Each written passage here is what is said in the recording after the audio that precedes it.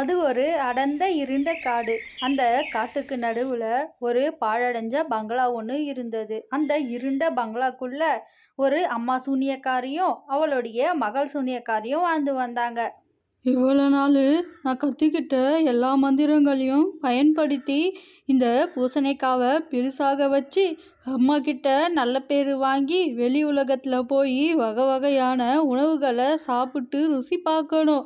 எவ்வளோ நாள் தான் அம்மா கையில் செஞ்ச இத்து போன உப்புமாவே சாப்பிட்டுட்டு இருக்குது. அப்படின்னு சின்ன சூனியக்காரி மாலி பேசிட்டு இருக்கும்போது அறைக்குள்ள அவளுடைய அம்மா சூனியக்காரி வந்தா. பரவாயில்லையே மாலி, நீ நான் சொல்லி கொடுத்த எல்லா மந்திரங்களையும் ரொம்ப வேகமாகவே கற்றுக்கிட்ட. நீ கண்டிப்பாக வருங்காலத்தில் ரொம்ப நல்ல சூனியக்காரியாக வருவ. இந்த காட்டையே நீ தான் எனக்கு பிறகு ஆட்சி செய்யுவ. சரி வா, நான் உனக்கு இன்னும் கொஞ்சம் மந்திரங்களை சொல்லித்தரேன் அப்படின்னு அம்மா சூனியக்காரி மாலிக்கு மந்திரங்களை சொல்லி கொடுத்துட்டு இருந்தா. இங்கே பாரு மாலி, நான் சொல்லி கொடுத்த மந்திரங்கள் எல்லாம் நீ கண்டினியூஸாக ப்ராக்டிஸ் பண்ணு. எனக்கு கொஞ்சம் வேலை இருக்கு, நான் அந்த வேலைகளை போயிட்டு செஞ்சுட்டு வரேன் அப்படின்னு சொல்லிட்டு அங்கிருந்து பெரிய சூனியக்காரி கிளம்பிட்டா. அந்த சின்ன சூனியக்காரி மாலி எதிர்க்க இருந்த சூனிய பூசணிக்காவை மந்திரங்களை சொல்லி ரொம்பவே பெருசாக்கிட்டு இருந்தா. அண்ட காகசம் அக காகசம் அண்ட காகசம் அக காகசம் அண்ட காகசம் அக காகசம் அண்ட காகசம் அக காகசம். அந்த பூசணிக்காய் ரொம்ப பெரிய அளவில் வளர்ந்தது. சூனியக்காரி வாழ்ந்த அதே காட்டில் வடக்கு திசையில் எல்லா பறவைகளும் வீடு கட்டி வாழ்ந்து வந்தாங்க. அதில் ஒரு வீட்டில் ஒரு தாய்க்குருவியும் மகக்குருவியும் வாழ்ந்து வந்தாங்க. தாய்க்குருவியோட பேர் நீலி, மகக்குருவியோட பேர் மினி. மினி, உனக்கு பள்ளியில் கோடை விடுமுறை விட்டாலும் விட்டாங்க, நீ சாப்பிட்டு சாப்பிட்டு நல்லா தூங்கிட்டே இருக்க. வீட்டில் கொஞ்சம் எனக்கு கூடமாட உதவி பண்ணா எனக்கும் கொஞ்சம் உதவியாக இருக்கும்ல அப்படின்னு நீலி மினிக்கிட்ட அட்வைஸ் பண்ணிட்டு இருந்தா. அம்மா, உங்களுக்கு நான் உதவி தானே பண்ணணும், சரி சொல்லுங்க என்ன உதவி பண்ணணும்னு. அதுக்கு எதுக்கு நீங்கள் கத்திக்கிட்டே இருக்கீங்க? நீங்கள் பொறுமையாக சொன்னால் நான் செய்ய போகிறேன்.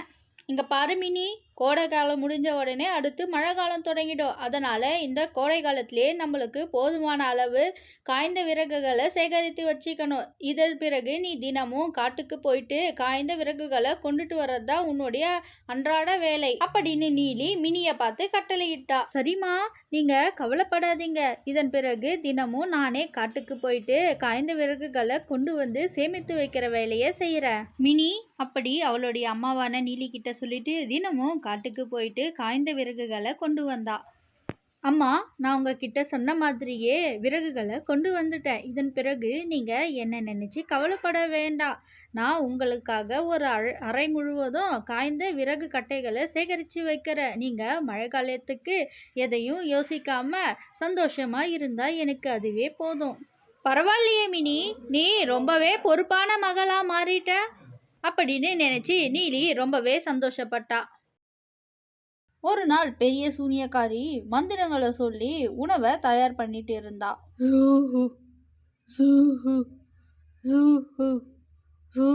அந்த நேரம்னு பார்த்து சின்ன சூரியக்காரி மாலி சமையல் அறைக்கு வந்தா.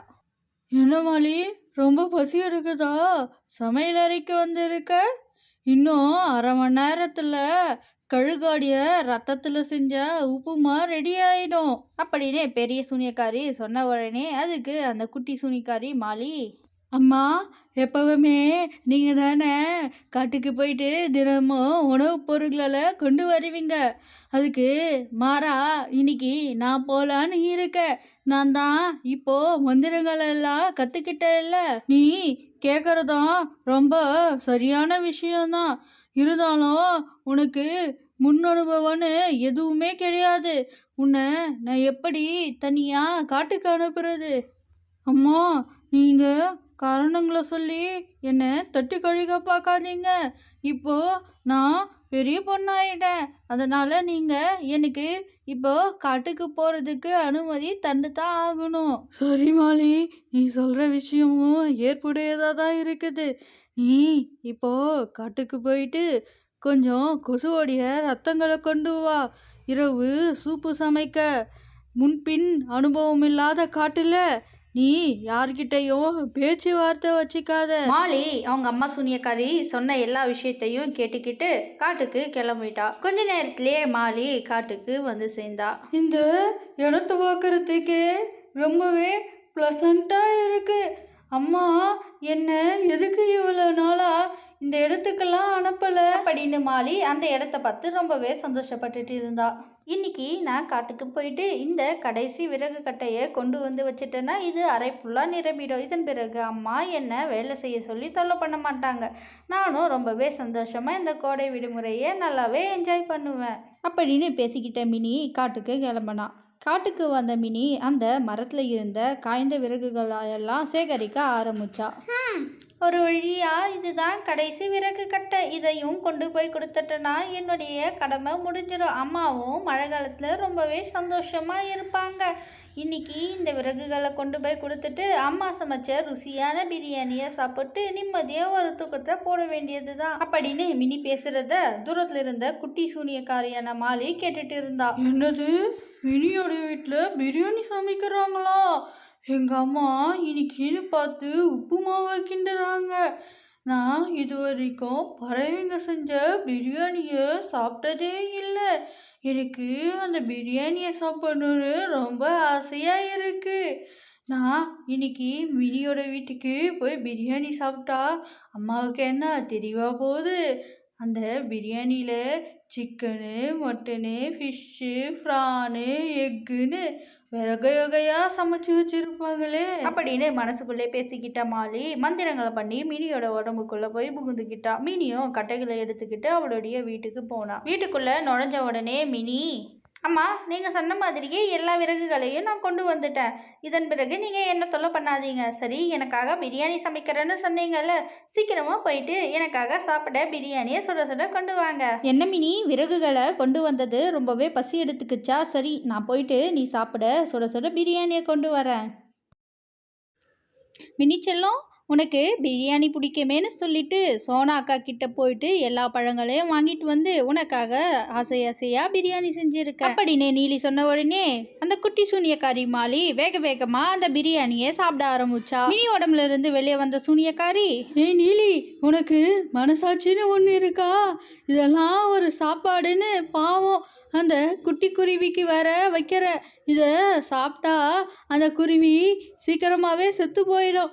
இந்த சாப்பாட்டில் உப்பும் இல்லை, காரமும் இல்லை. இதை வேற நீ ஆசையாக சமைச்சியான். சூனியக்காரி, நீ சாப்பாடு நல்லா இல்லைன்னு என் பொண்ணை கொன்னுடாத. உனக்கு சுவையான சாப்பாடு தானே வேணும். என்னுடைய சகோதரி மீனு ரொம்ப சுவையாக சமைப்பா. அவகிட்ட உனக்கு சாப்பாடு வாங்கி தரேன் அப்படின்னு நீலி சொன்ன உடனேயே சூனியக்காரி மினியோட உருவத்துக்கு மாறி மீனுவோடைய வீட்டுக்கு போனாங்க. என்ன நீலி, திடீர்னு என் வீட்டு பக்கம் உன்னோட வாசனை வீசுது? அதுவும் உன் பொண்ணோட வந்திருக்க? மீனு அக்கா, என் பொண்ணு மினிக்கு உடல்நிலை சரியில்லை. உங்களுடைய உணவில் நிறைய மருத்துவ மூலிகைகள் இருக்குன்னு நாங்கள் 2 பேரும் மதிய உணவுக்கு உங்கள் வீட்டுக்கு சாப்பிட வந்திருக்கோம். அவ்வளோதானா விஷயம்?